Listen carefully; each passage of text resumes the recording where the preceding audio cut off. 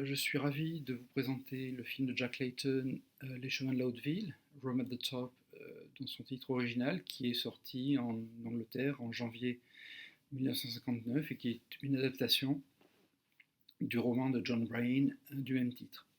Alors John Brain, c'est un auteur qui faisait partie d'un mouvement littéraire qui a été désigné de différentes étiquettes, la plus courante étant Jeunes gens en colère, étiquette qui a été réutilisée par la suite, parmi d'autres étiquettes également, pour désigner un mouvement de cinéastes entre à peu près la fin des années 50 et le début, le milieu des années 60, selon les historiens.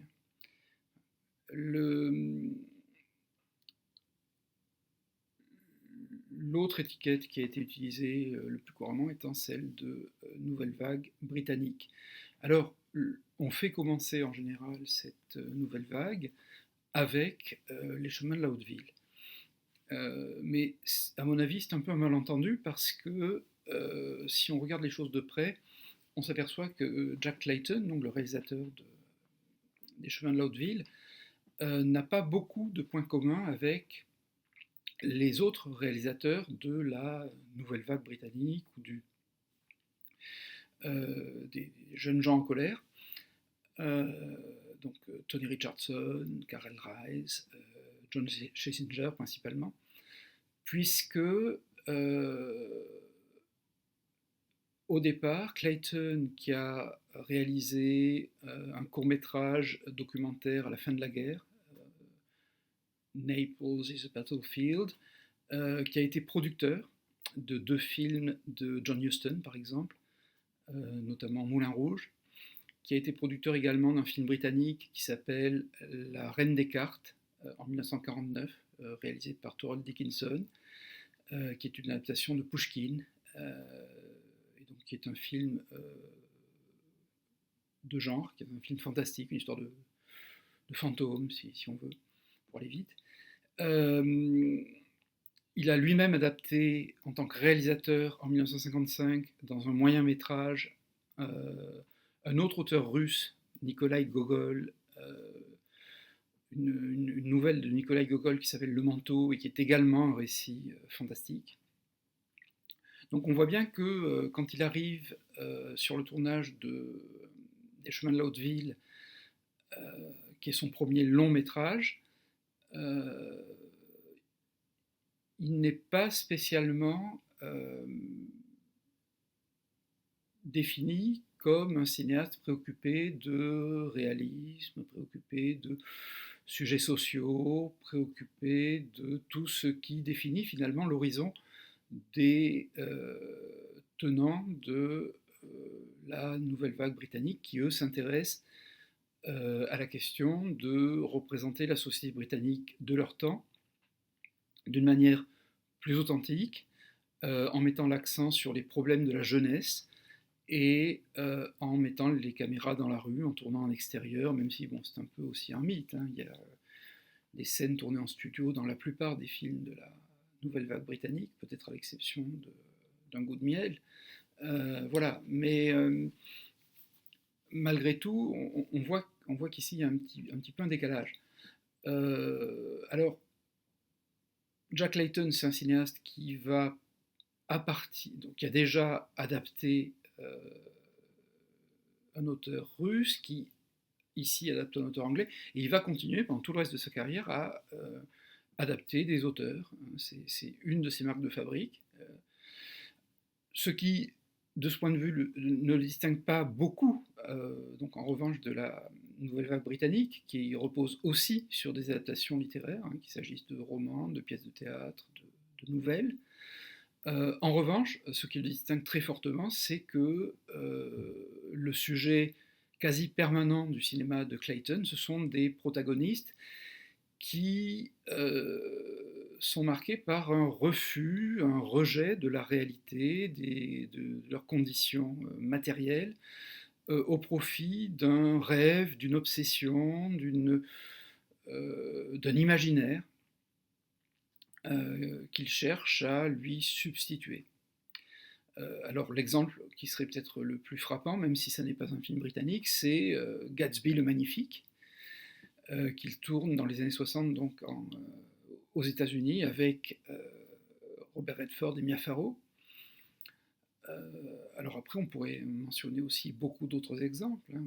Chaque soir à 9h, par exemple, superbe film un petit peu méconnu, avec Dirk Bogarde, en 1967, ou bien, beaucoup plus tard, en 1987, son dernier film pour le cinéma, qu'il réalise avec Maggie Smith et Bob Hoskins, The Lonely Passion of Judith Hearn, adapté de Muriel Spark, qui est aussi un roman, pardon, un film qui repose sur qui est centré autour d'un personnage qui est en décalage croissant avec la réalité qui l'entoure.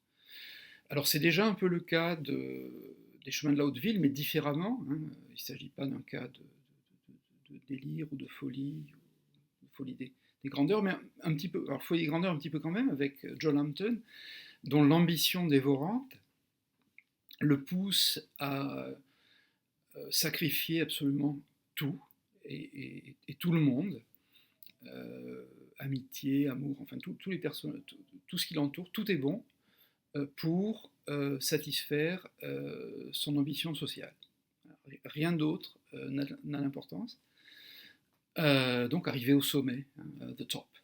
Alors j'en dis pas plus hein, pour ne pas dévoiler trop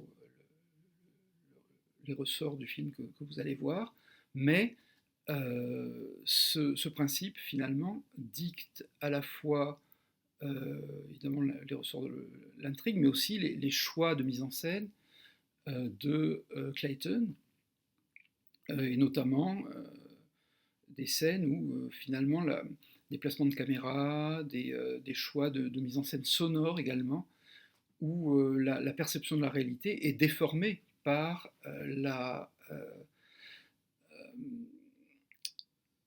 l'emprise finalement qu'exerce le personnage de Joe sur la réalité. Et de ce point de vue, le travail de son directeur de la photographie, Freddie Francis, est absolument exemplaire, puisque par ses éclairages, par ses choix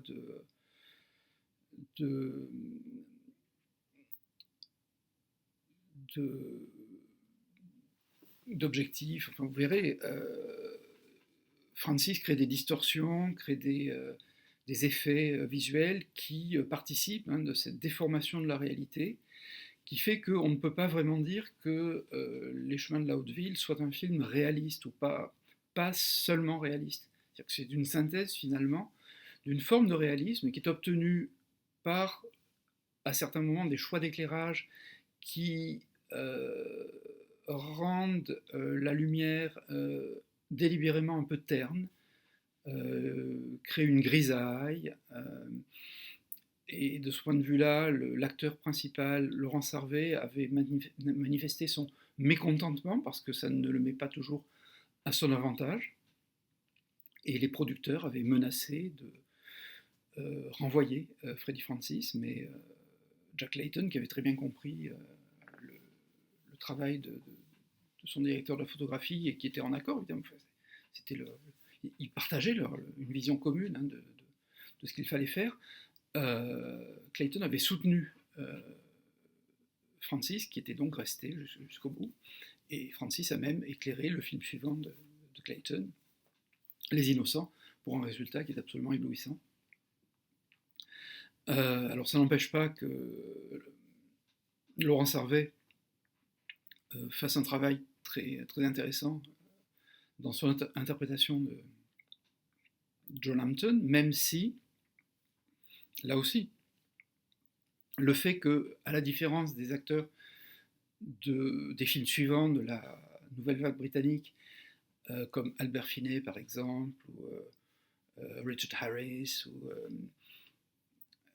Tom Courtenay, n'a pas un accent authentique, et il est beaucoup moins à l'aise finalement pour incarner un personnage issu de la classe ouvrière du nord de l'Angleterre, Alan Bates, évidemment, dans Un amour pas comme les autres, on voit bien que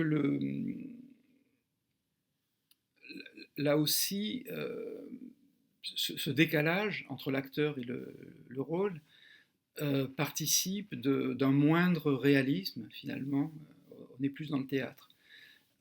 Et ça avait été reproché au film par des critiques britanniques à l'époque, dans leur revue Sight and Sound notamment, qui trouvaient que l'acteur ne convenait pas.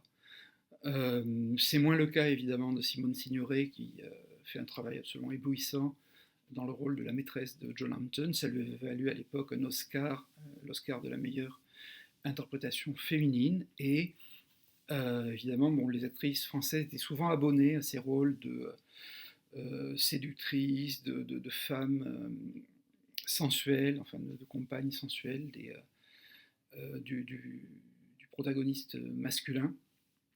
On pourrait mentionner le cas d'Anouk Aimée, notamment dans certains films britanniques de la fin des années 40. Enfin, donc il y a un côté un peu stéréotypé, mais elle le fait tellement bien qu'à l'arrivée, ça a quelque chose d'assez admirable. Et elle donne aussi beaucoup de sensibilité, beaucoup d'émotion, beaucoup de profondeur au personnage. Elle fait réellement un travail exceptionnel. Alors bon, on pourrait énumérer aussi les autres acteurs, les seconds rôles. Raymond Huntley, par exemple, qui était extraordinaire en petit chef de l'administration de la mairie de la localité où John Hampton est recruté au début du film. Enfin bon, mais ça obligerait à dévoiler trop d'éléments de récit. Donc je m'arrêterai là en vous souhaitant donc de visionner ce classique du cinéma britannique avec plaisir. C'est ce que j'espère en tout cas. C'est un film dont le critique Alexander Walker avait pu dire qu'il s'agissait du film britannique le plus important depuis Brève rencontre de David Lean.